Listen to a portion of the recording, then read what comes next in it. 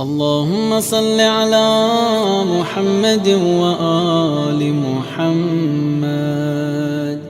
السلام علیکم میرے مدرسے کے دوستوں، آج میں آپ کو ایک واقعہ سنانے جا رہا ہوں۔ رسول خدا صلی اللہ علیہ وسلم ایک قبرستان کے سامنے سے گزر رہے تھے۔ ان کا گزر ایک ایسے قبرستان کے سامنے سے ہوا جس میں مردوں کو عذاب دیا جا رہا تھا۔